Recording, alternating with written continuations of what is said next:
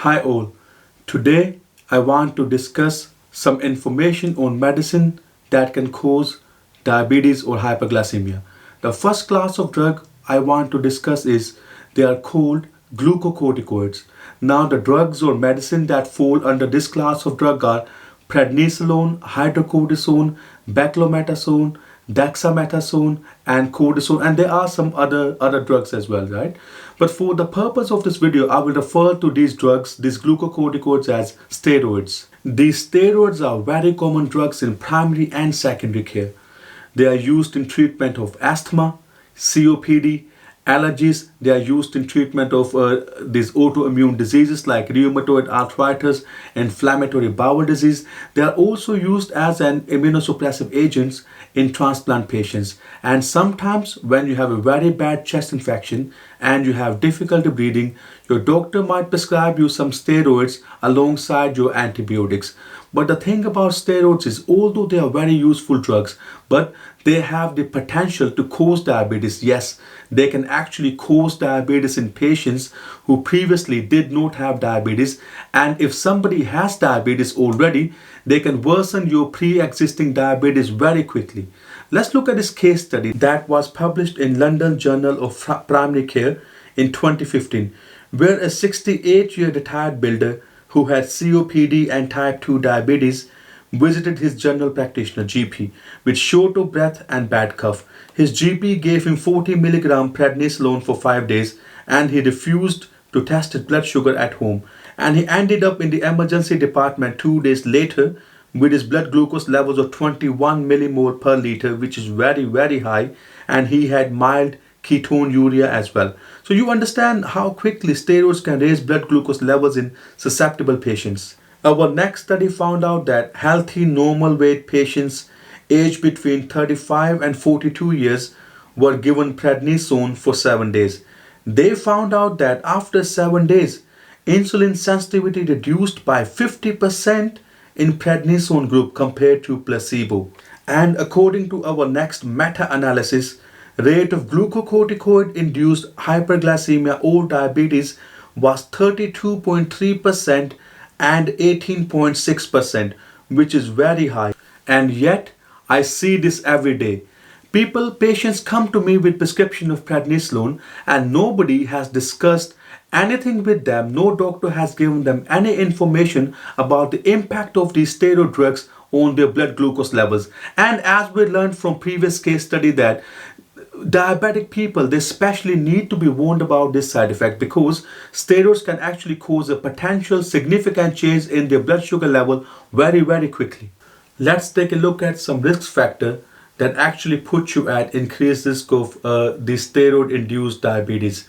So the first risk factor is if you are being prescribed a higher dose of steroids. For example, prednisolone dose greater than 20 milligram, hydrocortisone dose greater than 50 milligram, dexamethasone dose greater than 4 milligram, and longer duration of glucocorticoid treatment. So if you are taking steroids for 14 days or 28 days compared to somebody who is taking steroids for only 4 days, 5 days, then because you are taking steroids for longer duration, you have a higher risk.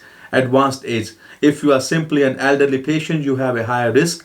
High body mass index, previous glucose intolerance or impaired glucose tolerance, personal history of gestational diabetes or previous glucocorticoid induced hyperglycemia, family history of diabetes mellitus, hemoglobin level A1C greater than 66%.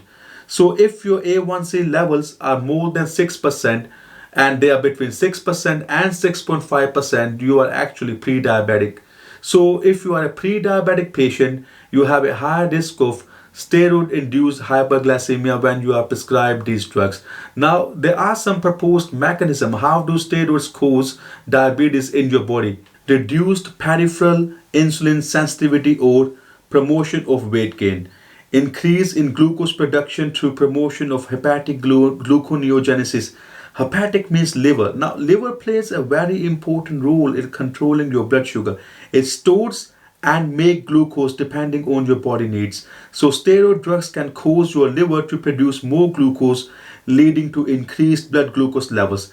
Destruction of pancreatic cells, leading to beta cell injury or inflammation, beta cell dysfunction, simply causing beta cells to be less functional, impaired insulin release, inhibited glyceroneogenesis.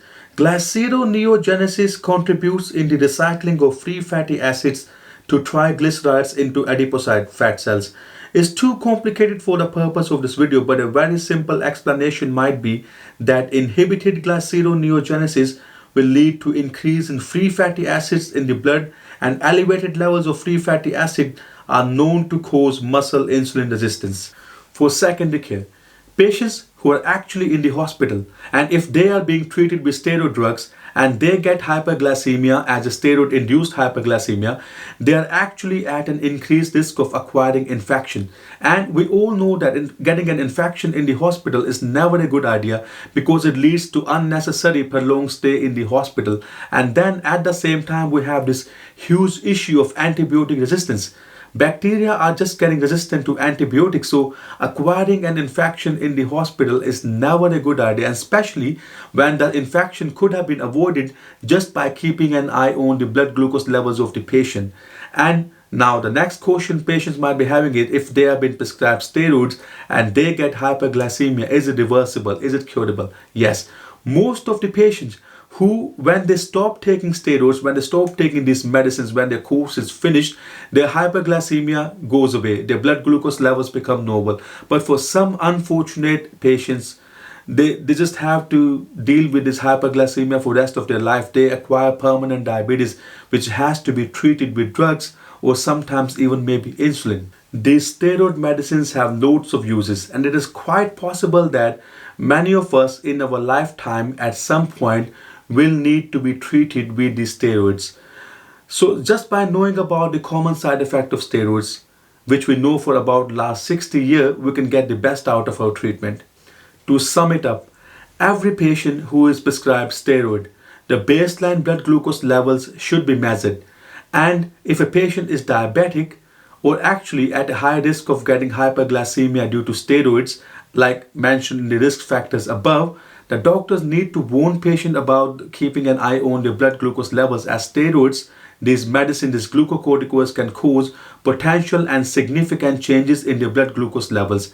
And patients who are going to be on the steroids for longer, doctors need to make them aware. Or if we know, or one of our colleagues or somebody, a relative, is using steroids long term for treatment of some sort of an autoimmune disease or something, we need to make them aware of the importance of exercise and having a good diet in reducing the risk of steroid induced diabetes.